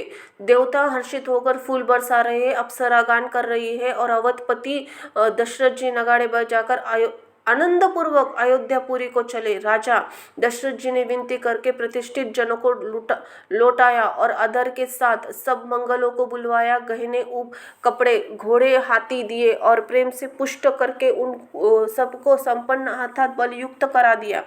ये सब बार बार विरुदावली कुल कीर्ति बखान कर और श्री रामचंद्र जी के हृदय में रख कर लौटे। कौशल्याधीश दशरथ जी बार बार लौटने को कहते हैं, परंतु जनक जी का प्रेमवश लौटना नहीं चाहते। दशरथ जी ने फिर सुहाने वचन कहे कि हे राजन, बहुत दूर आ गए हैं, अब लौट जाइए। फिर राजा दशरथ जी रथ से उतर कर खड़े हो गए। उनके नेत्रों से प्रेम का प्रवाह बढ़ गया, प्रेमाश्रु की धारा बह चली। तब जनक जी ने हाथ जोड़कर मानो स्नेह रूपी अमृत में डुबोकर वचन बोले, मैं किस तरह बनाकर किस शब्दों में विनती करूं कि हे महाराज, आपने मुझे बड़ी बड़ाई दी है। अयोध्यानाथ दशरथ जी ने आपके स्वजन समाधि का सब प्रकार से सम्मान किया। उनके आपस के मिलने अत्यंत विनय थी, इतना प्रीति थी जो हृदय में न समाती थी। जनक जी के मुनिमंडल को सिर नवाया, सबने आशीर्वाद पाया। फिर आदर के साथ वे शील रूप और गुणों के निधान सब भाइयों से अपने दामाद से मिले और सुंदर कमल के समान हाथों जोड़कर ऐसे वचन बोले जो मानो प्रेम से ही जन्मे हो। हे राम जी, मैं किस प्रकार आपकी प्रशंसा करूं। आप मुनियों और महादेव जी के मनरूप मानस सरोवर के हंस है। योगी लोग जिनके लिए क्रोध, मोह, ममता और मद को त्याग कर योग साधन करते हैं, जो सर्वव्यापक ब्रह्म, अव्यक्त, अविनाशी, चिदानंद, निर्गुण और गुणों की राशि है, जिनको मन सहित वाणी नहीं जानती और जिनका अनुगामन करती है, कोई तर्कना नहीं कर सकते, जिनकी महिमा को वेद नीति कहकर वर्णन करता है, जो सच्चिदानंद तीनों काल में एक रस सर्वदा और सर्वथा निर्विकार कहते हैं, वे समस्त सुखों के मूल। आप मेरे नेत्रों के विषय में ईश्वर के अनुकूल होने पर जगत में जीव को सभी को लाभ ही लाभ है। आपने मुझ सभी प्रकार से बढ़ाई दी और अपना जन जानकर अपना लिया। यदि 10,000 सरस्वती और शेष करोड़ों कल्पातोक भी गणना करते हैं तो भी हे रघुनाथ जी सुनिए। मेरे सौभाग्य और आपके गुणों की कथा कहकर समाप्त नहीं की जा सकती। मैं जो कुछ कह रहा हूँ वह अपने इस एक ही बल पर कि आप अत्यंत थोड़े प्रेम से ही प्रसन्न हो जाते हैं। मैं बार बार हाथ जोड़कर आपको यह मांगता हूँ कि मेरा मन भूलकर भी आपके चरणों को न छोड़े। जनक जी के श्रेष्ठ वचन सुनकर जो मानो प्रेम से पुष्ट हो गए थे, पूर्ण काम श्री रामचंद्र जी संतुष्ट हुए। उन्होंने सुंदर विनती करके पिता दशरथ जी, गुरु विश्वामित्र, गुरु के कुल गुरु वशिष्ठ जी समान जानकर ससुर जनक जी का सम्मान किया। फिर जनक जी ने भरत जी की विनती की और प्रेम के साथ फिर उन्हें आशीर्वाद दिया। फिर राजा ने लक्ष्मण जी से और शत्रुघ्न जी से उन्हें आशीर्वाद दिया। वे परस्पर प्रेम के वश होकर बार बार आपस में सर नवाने लगे। जनक जी बार बार विनती और बढ़ाई करके श्री रघुनाथ जी सब भाइयों के साथ चले। जनक जी ने जाकर विश्वामित्र जी के चरण पकड़ लिए, उनके चरणों के रज को सिर और नेत्रों में लगा लिया। उन्होंने कहा, हे मुनीश्वर सुनिए, आपके सुंदर दर्शन से कुछ भी दुर्लभ नहीं है। मेरे मन में ऐसा विश्वास है जो सुख और सुयश लोकपाल चाहते हैं परंतु असंभव समझकर जिनका मनोरथ करते हुए संकुचाते हैं। हे स्वामी, वहाँ ही सुख और सुयश मुझे सुलभ हो गया। सारी सिद्धियाँ आपके दर्शनों की अनुगामी अर्थात पीछे पीछे चलने वाली है। इसी प्रकार बार बार विनती करके और सिर नवाकर तथा उनसे आशीर्वाद पाकर राजा जनक लौटे। डंका बजाकर बारात चली। छोटे बड़े सभी समुदाय प्रसन्न है। रास्ते में गांवों की स्त्री पुरुष श्री रामचंद्र जी को देखकर नेत्रों का सुख पाकर सुखी और आनंदित होते हैं। बीच बीच में सुंदर मुकाम करते हुए सर्वे मार्ग पे लोगों का सुख देती हुई वह बारात पवित्र दिन में अयोध्यापुरी के समीप आ पहुंची। नगाड़े पर चोटें पड़ने लगी, सुंदर ढोल बजने लगे, भेड़ी और शंख की बड़ी आवाज़ी हो रही है, हाथी घोड़े गरज रहे हैं, विशेष शब्द करने वाली झांसे सुहानी डफलियाँ तथा रसीले राग से शहनाइयाँ बज रही है। बारात को आती हुई सुनकर नगरवासी प्रसन्न हो गए। सबके शरीर पर पुलकावली छा गई। सबने अपने सुंदर घरों, बाजारों, गलियों, चौरों, नगर द्वारों को सजाया। सारी गलियाँ अरगज जैसे सजाई गई, गज से सजाई गई। जहाँ तहाँ सुंदर चौक पुराए गए। तोरणों, ध्वजों, पताकों और मंडप से बाजार ऐसा सजा कि जिसका वर्णन किया नहीं जा सकता। फल सहित सुपारी, केला, आम, मोलसरी, कदम्ब और ताम्ल वृक्ष लगाए। वे लगे हुए वृक्ष फलों के भार से पृथ्वी को छू रहे हैं। उनके मणि और थाले बड़ी सुंदर कारागिरी से बनी गई है। अनेक प्रकार के मंगल कलश घर घर सजाकर बनाए हैं। श्री रघुनाथ जी की पूरी अयोध्या को देखकर ब्रह्मा आदि सब देवता सिहाते हैं। उस समय राजमहल अत्यंत शोभित हो रहा है। उसकी रचना देखकर कामदेव का भी मन मोहित हो जाता है। मंगल, शगुन, मनोहिता, सिद्धि, रिद्धि, सुख, सुहानी संपत्ति और सब प्रकार के उत्साह, आनंद मानो सहज सुंदर शरीर धर कर दशरथ जी के घर में छा गए हो। श्री रामचंद्र जी और सीता जी के दर्शन के लिए लिए भला कहिए किसे लालसा न होगी। सुहानी स्त्रियां झुंड झुंड कर मिलकर चली, जो अपने छवि से कामदेव की स्त्री रति का भी निरादर कर रही हो। सभी सुंदर मंगल द्रव्य एवं आरती सजाए हुए गा रही हो, मानो सरस्वती जी ही बहुत ही वेश धारण किए गा रही है। राजमहल में आनंद के मारे शोर मच रहा है। उस समय सुख का वर्णन नहीं किया जा सकता।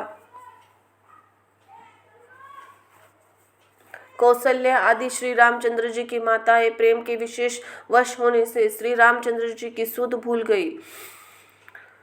गणेश जी और त्रिपुरारी शिव जी का पूजन करके उन्होंने ब्रह्मा को बहुत से दान दिया। वे ऐसी परम प्रसन्न हुई मानो अत्यंत दरिद्री चारों पदार्थ पा गई हो।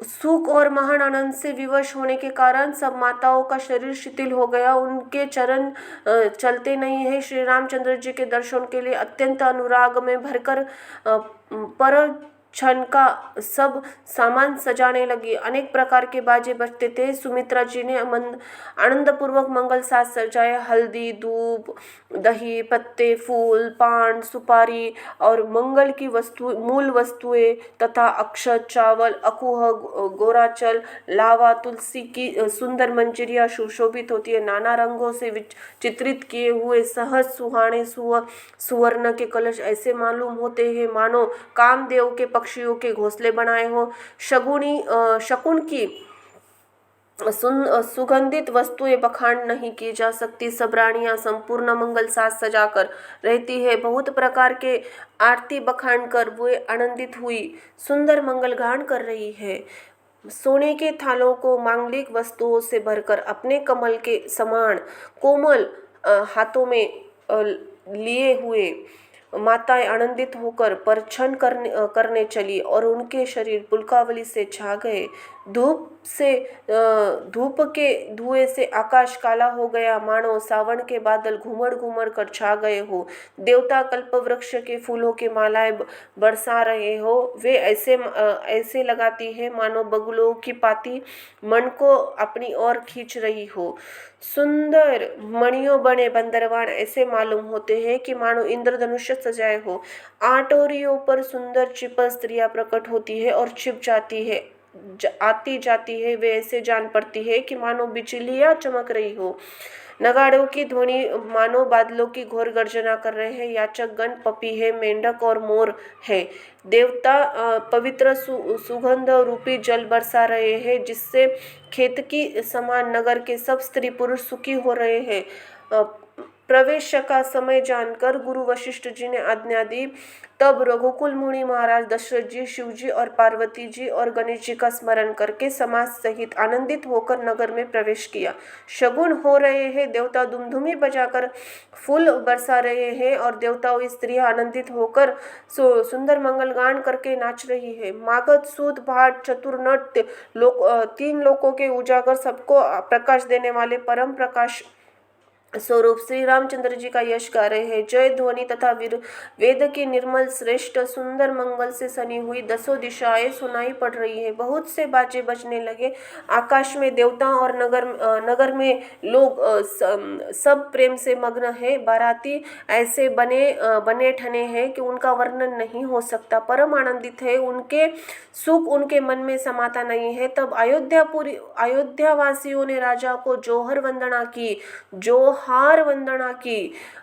श्री रामचंद्र जी को देखते ही वे सुखी हो गए और सब मणियों और वस्त्र निछावर कर रहे हैं। नेत्रों में प्रेम अश्रु का जल भरा रहा है और शरीर पुलकित है। नगर की स्त्रियां आनंदित होकर आरती कर रही है और सुंदर चारों कुमारों को देखकर हर्षित हो रही है। पालकियों को सुंदर पर्दे हटा कर दुल्हनियों को देखकर सुखी हो रहे हैं। इसी प्रकार सबको सुख देते हुए राजद्वार पर आए माताएं आनंदित होकर बहुत कुमारियों का परछन कर रही है। वे बार बार आरती कर रही है। उस प्रेम और महान आनंद को कौन कह सकता है। अनेक प्रकार के आभूषण, रत्न, वस्त्र तथा अगणित प्रकार की वस्तुएं निछावर कर रही है। बहुओं सहित चारों पुत्रों को देखकर माताएं परम आनंद में मग्न हो गई। सीता जी और श्री रामचंद्र जी की छवि को देखकर वे जगत में अपने जीवन को सफल मानकर आनंदित हो रही है। सखियाँ सीता जी के मुख को बार बार देखकर अपने पुण्यों की सराहना करती हुई गान करती कर रही है। देवता क्षण क्षण में फूल बरसाते नाचते गाते हुए अपनी अपनी सेवा समर्पण करते हैं। चारों मनोहर जोड़ियों को देखकर सरस्वती सारी उपमाओं को खोज डाला, पर कोई उपमा देती नहीं बनी, क्योंकि उन्हें सभी बिल्कुल तुच्छ जान पड़ी। वे हार कर वे भी श्री रामचंद्र जी के रूप में अनुरुक्त होकर एकटक देखती रह गई। वेद की विधि कुल की रीति करके अर्ध पवाड़े देती हुई बहुओं समेत सब पुत्रों को परिछन करके माताएं महल में लिवा चली। स्वाभाविक ही सुंदर 4 सिंहासन थे जो मानो कामदेव ने ही अपने हाथों से बनवाए थे। उन पर माताओं ने राजकुमारियों को और राजकुमारों को बिठाया और आदर से उनके साथ पवित्र चरण धोए। फिर वेद की विधि के अनुसार मंगल के निधान दूल्हा और दुल्हन की धूप दीप नैवेद्य आदि के द्वारा पूजा की। बार बार माताएं बार बार आरती कर रही है। वधू वरों के सिरों पर सुंदर पंखे चवर ढल रहे हैं। अनेक वस्तुएं निछावर हो रही है। सभी माताएं आनंद से भरी हुई सुशोभित है, मानो योगियों ने परम तत्व को प्राप्त कर लिया हो। सदा रोगियों ने मानो अमृत पाया हो। जन्म का दरिद्री मानो पारस पा गया हो। अंधे को सुंदर नेत्र लाभ हुआ हो। गूंगे को मुख में मानो सरस्वती विराजी हो और शूरवीरों ने मानो युद्ध में विजय पा ली हो। इन सुखों से भी 100 करोड़ बढ़कर आनंद माताएं पा रही है, क्योंकि रघुकुलों के चंद्रमा श्री रामचंद्र जी विवाह करके भाइयों सहित घर आए हैं। माताएं लोक रीति करती है, दुल्हा संकुचाते हैं, पर इन महान आनंद और विनोद को देखकर श्री रामचंद्र जी मन ही मन मुस्कुरा रहे हैं। मन की सभी वस्तुएं पूरी जानकर देवता और पितरों का भलीभांति पूजन कर किया, सबकी वंदना की। माताएं यही वरदान मांगती है कि मेरे भाइयों सहित श्री रामचंद्र जी का कल्याण हो। देवता छिपे हुए अंतरिक्ष आशीर्वाद दे रहे हैं। माताएं आनंदित होकर आंचल भरकर ले रही है। तदनंतर राजा ने बारातियों को बुलवा दिया, उन्हें सवाया वस्त्र मणि और आभूषण भी दिए। आज्ञा पाकर श्री रामचंद्र जी को हृदय में रखकर वे आनंदित होकर अपने अपने घर गए।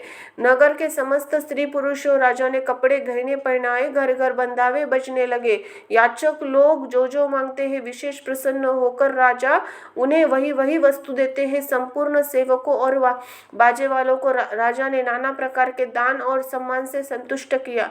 जब जोहर वंदन करके आशीष देते हैं, गुण समूहों की गाथा गाते हैं, तब गुरु ब्राह्मणों सहित राजा दशरथ ने महल में गमन किया। वशिष्ठ जी ने जो आज्ञा दी उसे लोक और वेद की विधि अनुसार राजा ने आदरपूर्वक किया। ब्राह्मणों को भीड़ देखकर अपना बड़ा भाग्य जानकर सब रानियां आदर के साथ उठी। चरण धोकर उन्होंने सबको प्रणाम किया और राजा ने भलीभांति पूजन करके उन्हें भोजन कराया। आदर दान और प्रेम से पुष्ट हुए वे संतुष्ट मन से आशीर्वाद देते हुए चले। राजा ने गाधी पुत्र विश्वामित्र जी को बहुत तरह से पूजा की और कहा, हे नाथ, मेरे समान धन्य दूसरा कोई नहीं है। राजा ने उनकी बहुत प्रशंसा की और रानियों सहित उनकी चरण धूलि को ग्रहण किया। उनके महल के भीतर ठहरने को उत्तम स्थान दिया, जिसमें राजा और सब रानी निवास उनका मन जोड़ता रहे, अर्थात जिसमें राजा और महल की सारी रानियां स्वयं उनके अनुसार उनके आराम की और दृष्टि रखे। फिर राजा ने गुरु वशिष्ठ चरण कमलों की पूजा और विनती की। उनके हृदय में कम प्रीति नहीं थी, अर्थात बहुत प्रीति थी।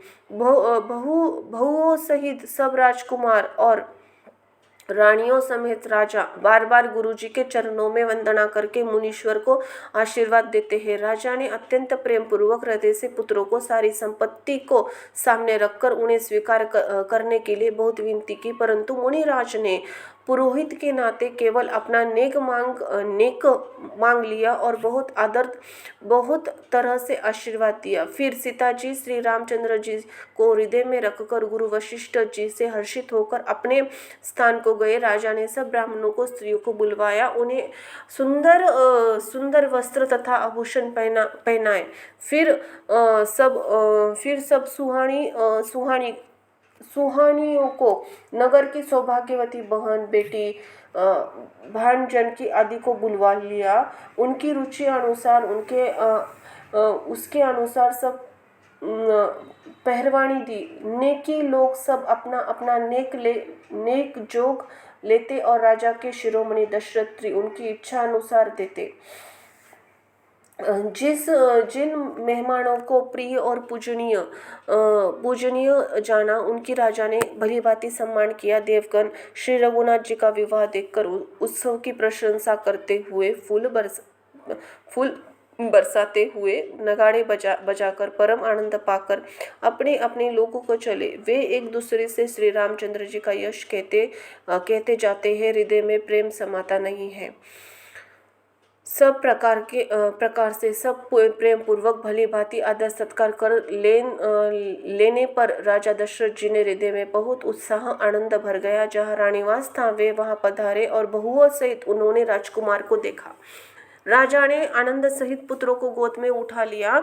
उस समय राजा को जितना सुख हुआ उससे कौन कह सकता है। फिर पुत्र वधुओं को प्रेम सहित गोदी में उठाकर बार बार हृदय में हर्षित होकर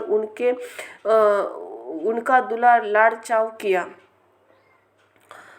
यह समाज तिरोह देखकर रानीवास प्रसन्न हो गया। उनके हृदय में आनंद ने निवास कर लिया। तब राजा ने जिस तरह विवाह हुआ था वह सब कहा। उसे सुनकर सब किसी को हर्ष होता है। किसको हर्ष होता है? राजा जनक जी ने शील, गुण, महत्व, प्रीति की रीति और सुहानी संपत्ति का वर्णन राजा ने भाट की तरह बहुत प्रकार से किया। जनक जी करनी सुनाकर सब रानियां बहुत प्रकार से प्रसन्न हुई। पुत्रों से स्नान करके राजा ने ब्राह्मण, गुरु और कुटुंबियों को बुलवाकर अनेक प्रकार के भोजन किए। यह सब करते 5 घड़ी रात बीत गई। सुंदर स्त्रियां मंगलगान कर रही है। वह रात्रि सुख की मूल मोहरणी हो गई, मनोहरणी हो गई। सबने आचमन करके पान खाए और फूलों की माला, सुगंधित द्रव्य आदि से विभूषित होकर सब शोभा से छा गए। श्री रामचंद्र जी को देखकर आज्ञा पाकर सब सिर नवाकर अपने अपने घर को चले। वहाँ के प्रेम आनंद को, विनोद, महत्व, समय, समाज और मनोहरता को सैकड़ों सरस्वती, शेष, वेद, ब्रह्मा, महादेव जी, गणेश जी भी नहीं कह सकते। फिर भला मैं किस प्रकार उसे बखान कर कहूँ? कहीं केचुआ भी धरती को सिर पर ले सकता है। राजा ने सब प्रकार से समान करके, कोमल वचन करके रानियों को बुलवाया और कहा, बहुए अभी बच्चे हैं, पराई घर से आई है, इनको इस तरह रखना जैसे नेत्रों के पलकों को रखती है। जैसे पलकें नेत्रों की सब प्रकार से रक्षा करती है और उन्हें सुख पहुंचाती है, वैसे ही इनको सुख पहुंचाना। लड़के थके हुए नींद के वश हो रहे हैं, इन्हें जाकर शयन कराओ। ऐसा कहकर राजा श्री रामचंद्र जी के चरणों में मन लगाए विश्राम भवन में चले गए। राजाओं के स्वभाव से ही सुंदर वचन सुनकर रानियों के मणियों से जड़े सुवर्ण पलंग बिछवाए, गद्दों पर गौ के दूध के फण के समान सुंदर एवं कोमल अनेक सफेद चादर बिछाई। सुंदर तकियों का वर्णन नहीं किया जा सकता। मणियों के मंदिर में फूलों की माला और सुगंध द्रव्य सजे हैं। सुंदर रत्नों के दीपों के और सुंदर चंदावों के शोभा कहते नहीं बनती। जिन्होंने उन्हें देखा है वही जान सकता है। इसी प्रकार सुंदर शैया सजाकर माताओं ने श्री रामचंद्र जी को उठाया और प्रेम सहित पलंग पर पौढ़ाया। श्री रामचंद्र जी भाइयों को बार बार आज्ञा दी, तब वे अपनी अपनी शैया पर सो गए। श्री रामचंद्र जी सावले सुंदर कोमल अंगों को देखकर सब माताएं प्रेम सहित वचन कह रही है, हे तात, मार्ग में जाते हुए तुम्हें बड़ी भयानी ताड़का राक्षसी को किस प्रकार मारा? बड़े बड़े भयानक राक्षस जो विकट योद्धा थे, जो युद्ध में किसी को नहीं गिनते थे, उन दुष्ट मारीच और सुबाहु को सहायकों को तुमने कैसे मारा? हे तात, मैं बलिया लेती हूँ मुनि की आज्ञा पाकर। मुनि की मुनि की कृपा से ही ईश्वर तुम्हारी बहुत सी बलाओं को टाल दिया। दोनों भाइयों के यज्ञ की रखवाली करने गुरु के प्रसाद से सब विद्या पाई। चरणों की धूलि लगाते ही मुनि पत्नी अहिल्या तर गई। विश्व भर में यह कीर्ति पूर्ण रूप से व्याप्त हो गई। कश्यप की पीठ वज्र पर्वत से कठोर शिवजी के धनुष्य को राजाओं ने समाज ने तुमने तोड़ दिया। विश्व विजय के यश जनक जी को पाया। सब भाइयों को ब्याह कर घर आए। तुम्हारे सभी कर्म अमानुषी है, मनुष्य की शक्ति के बाहर है, जिन्हें केवल विश्वामित्र जी की कृपा से सुधारा और संपन्न किया है। हे तात देखो, हे तात, तुम्हारा चंद्रमुख देखकर आज हमारा जगत में जन्म लेना सफल हुआ। तुमको बिना देखे ही जो दिन बीतते हैं उन्हें ब्रह्मा गिनती में भी न लावे। हमारी आयु में शामिल न करो। विनय भर में उत्तम वचन कहकर श्री रामचंद्र जी सब माताओं को संतुष्ट किया। फिर शिव जी गुरु ब्रह्मा जी के चरण कमलों में सिर नवाकर नेत्रों की नींद के वश कर दिया, अर्थात वे सो रहे हैं। नींद में भी उनका अत्यंत सलोना मुखड़ा ऐसा सो रहा था मानो संध्या के समय लाल कमल सो रहे हैं। स्त्रियां घर घर आचरण कर रही है, आपस में एक दूसरे को मंगल में गलियां दे रही है। रानियां कहती है, हे सज्जनी देखो, आज रात्रि की कैसी शोभा है, जिसके अयोध्यापुरी विशेष शोभित हो रही है। यो कहते ही सासुएं सुंदर बहुओं को लेकर सो गई, मानो सर्पों ने अपनी सिर की मणियों को हृदय में छिपा लिया हो। प्रातःकाल पवित्र मुहूर्तों में प्रभु जागे, मुर्गे सुंदर बोलने लगे, भाट और मागध ने गुणों का गान तथा नगर के लोग द्वार पर पे जोहार करने को आए।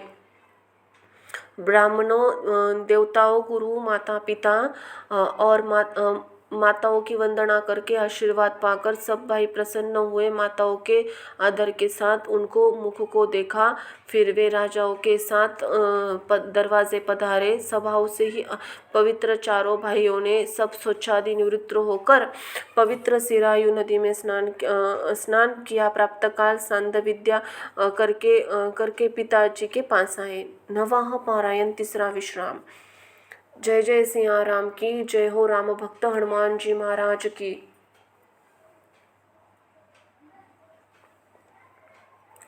राजाओं ने देखते ही उनको हृदय से लगा लिया। तदनंतर वे आज्ञा पाकर हर्षित होकर बैठ गए और श्री रामचंद्र जी के दर्शन कर नेत्रों के लाभ की बस यही एक सीमा है, ऐसा अनुमान कर सारी सभा शिथिल हो गई, अर्थात सबके तीनों ताप सदा के लिए मिट गए। फिर मुनि वशिष्ठ जी विश्वामित्र जी के पास आए। राजा ने उनको सुंदर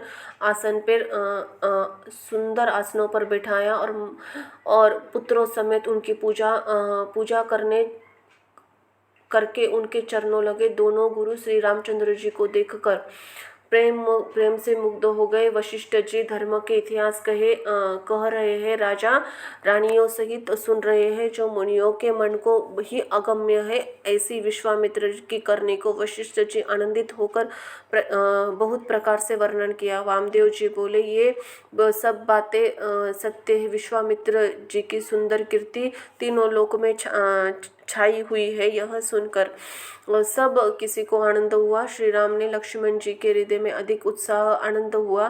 नित्य ही मंगल आनंद उत्सव होते हैं। इसी तरह आनंद में दिन बीते जाते हैं। अयोध्या आनंद से उमड़ पड़ रही है। आनंद की अधिकता अधिक बढ़ती जाती रहती है। अच्छा दिन, शुभ मुहूर्त शोध कर सुंदर कंकण खोले गए। मंगल आनंद विनोद कुछ कम नहीं हुए, अर्थात बहुत हुए। इसी प्रकार नित्य नए सुखों को देखकर देवता सिंहाते और अयोध्या में जन्म पाने के लिए ब्रह्मा जी से याचना करते हैं। विश्वामित्र नित्य ही चलना अपने आश्रम में जाना चाहता है, पर श्री रामचंद्र जी के स्नेह विनयवश रह जाते हैं। दिनों दिन राजा का 100 गुना भाव देखकर मुनिराज विश्वामित्र उनकी सराहना करते हैं। अंत में अब विश्वामित्र ने विदा मांगी, तब राजा प्रेम मग्न हो गए, पुत्रों सहित आगे खड़े हो गए। वे बोले, हे नाथ, यह सारी संपदा आपकी है, मैं तो स्त्री पुत्रों सहित आपका सेवक हूँ। हे मुनि, यह लड़कों पर सदा स्नेह करते रहिएगा और मुझे भी दर्शन देते रहिएगा। ऐसा कहकर पुत्रों और रानियों सहित राजा दशरथ जी विश्वामित्र के चरणों पर गिर पड़े। प्रेम विह्वल जानकर होने के कारण उनके मुंह से बात नहीं निकलती। ब्राह्मणों विश्वामित्र जी बहुत प्रकार से आशीर्वाद दिए और वे चल पड़े। प्रीति की रीति कहीं नहीं जा सकती। सब भाइयों के साथ लेकर श्री रामचंद्र जी प्रेम के साथ उन्हें पहुंचाकर आज्ञा पाकर लौटे। गांधी कुल के चंद्रमा विश्वामित्र जी बड़े हर्ष के साथ श्री रामचंद्र जी के रूप, राजा दशरथ जी की भक्ति, चारों भाइयों का विवाह और सबके उत्साह के आनंद को मन ही मन सिराते जाते हैं। वामदेव और रघुनाथ रघुकुल के गुरु ज्ञानी वशिष्ठ जी ने विश्वामित्र जी कथा बखान कर कही। मुनि का सुंदर यश सुनकर राजा मन ही मन अपने पुण्य प्रभाव का बखान करने लगे। आज्ञा हुई तब सब लोग अपने अपने घरों की राजा दशरथ जी को भी पुत्रों सहित महल में गए। जहाँ तहाँ श्री रामचंद्र जी की विवाह गाथाएं गा रही है। श्री रामचंद्र जी पवित्र सुयश तीनों लोकों में छा गया। जब से श्री रामचंद्र जी विवाह करके आए थे, तब से सब प्रकार का आनंद अयोध्या में आकर बसने लगा। प्रभु विवाह में जैसा आनंद उत्साह हुआ, उसे सरस्वती और सर्पों के राजा शेष जी भी नहीं कह सकते। श्री रामचंद्र जी के यश कवि कुलों के जीवन को पवित्र करने वाली मंगलों की खान जानकर मैंने अपनी वाणी को पवित्र करने के लिए कुछ थोड़ा सा बखान कर कहा है। अपनी वाणी को पवित्र करने के लिए तुलसी ने राम का यश कहा है, नहीं तो श्री रामचंद्र जी का चरित्र अपार और समुद्र है। किस कवि ने इसका पार पाया है? जो लोग यज्ञ पवित्र और विवाह के मंगलमय उत्सव का वर्णन आदि के साथ सुनकर गावेंगे, वे लोग श्री रामचंद्र जी, श्री जानकी जी और श्री रामचंद्र जी के कृपा से सदा ही सुख पावेंगे। श्री सीता जी और श्री रघुनाथ जी विवाह प्रसंग जो लोग प्रेम पूर्वक लोग गाएंगे, उनके लिए सदा आनंद उत्साह है, क्योंकि श्री रामचंद्र जी का यश मंगल का धाम है।